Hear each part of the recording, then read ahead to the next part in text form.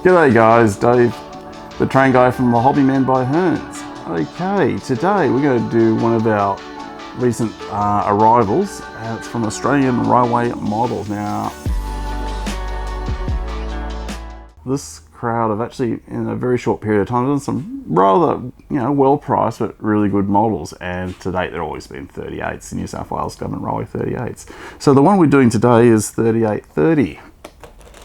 Now, they've done 3801, which is the iconic 38 that you'll probably see in every picture book about Australian railways. And it's something the New South Wales, our neighbours to the north of the Murray, will talk at lengths about it as being the premier engine of Australia. And I suppose in some ways it truly is.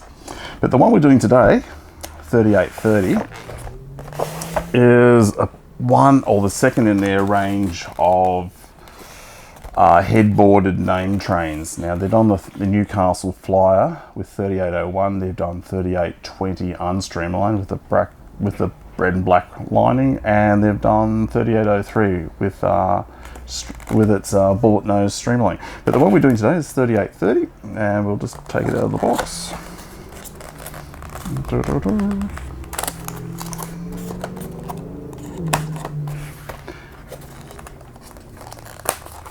Now, like I just mentioned, they are doing this rather unique range of models, or these 38s with headboards. And this one here has got the headboard, which is unique to just 2 days, and it was back in 1962.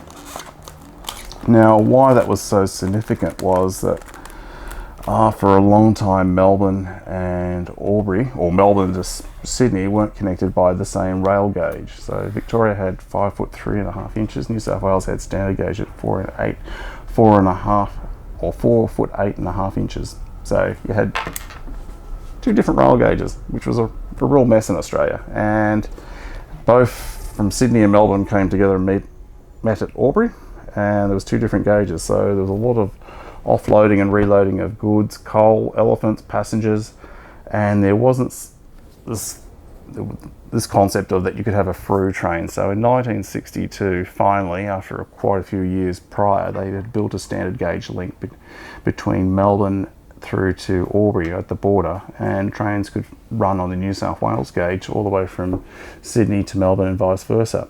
So enough of the history. The reason why this particular engine is of interest is it hauled the inaugural Spirit of Progress. Now, when everyone thinks of the Spirit of Progress, they always think of the Victorian S-Class Pacifics,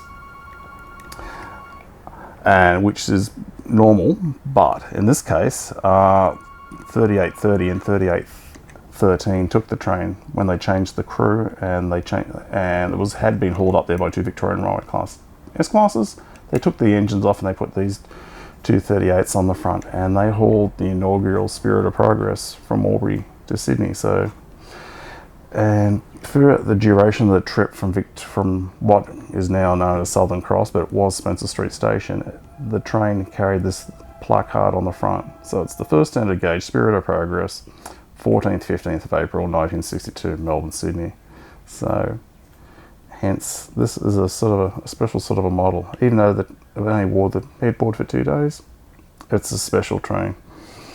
So the first thing you'll notice is that the green is a different sort of a green. It's more of an olivey green than the light green normally used on the 38s. But yeah, just going back to the front, yeah, you can see how nicely done that is. It seems to be made out of brass, and it's very well printed. So yeah, it's all nicely lined.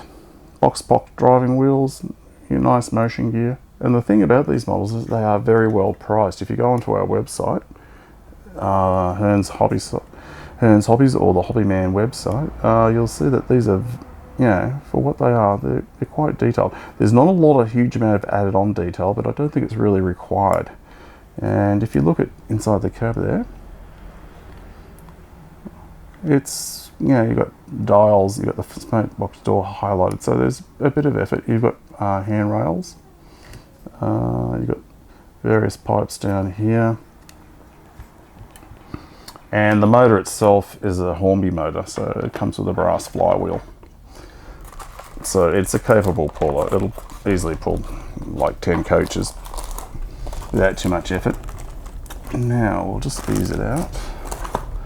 And also it's not the usual sort of ice cube packaging, it's more of the old school foam box type packaging.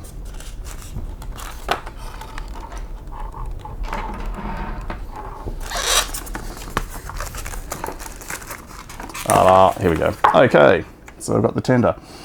All right, and what you'll also notice, it's got Katie's couplings on the back end here. Again, it's nicely painted. It doesn't have a really glossy finish. It's a sort of a low sheen finish. Coal load, you could always put crushed coal in the place of the molded coal. All of that doesn't look bad. Again, you've got a little bit of added detail. You've got a handbrake there. You've got a bit of coal slushing out through the door there, or the coal bunker door. And another thing to note is that yes, you will still have fixed tender bogies, so these don't swivel, but it's not really a requirement. And again, we've got added on detail with buffers. They're not sprung, but you do have brake hoses. So yeah, so all in all, it's a rather attractive looking sort of an engine. Yeah, we'll just lay it on its side. There we go. There we go, so we have a pan view of it. And obviously, yes, you do get a set of maintenance instructions. If required or needed, you could always put an 8-pin decoder in the engine itself. And they sort of cover off on that here in the instructions too. And they give you such little things as oiling points. And this is what I was saying about the motor. Yes, you do have a brass flywheel. And the decoder will actually go in the engines itself, and you do have a little bit of adjustment between the loco and the tender. So there you go, a well priced but nice Australian steam engine. If it's going to be, if you only want to have one steam engine on your lineup, I reckon this would be a goer. So there you have the Australian Railway Models C38. Okay, if you are interested in this model, you can go to our website, Hearns Hobbies Online, or the Hobby Man Online. Any order over $100 is postage free within Australia. And yeah, that's it for today. Anyway, until next time, happy modelling. See you later. Bye.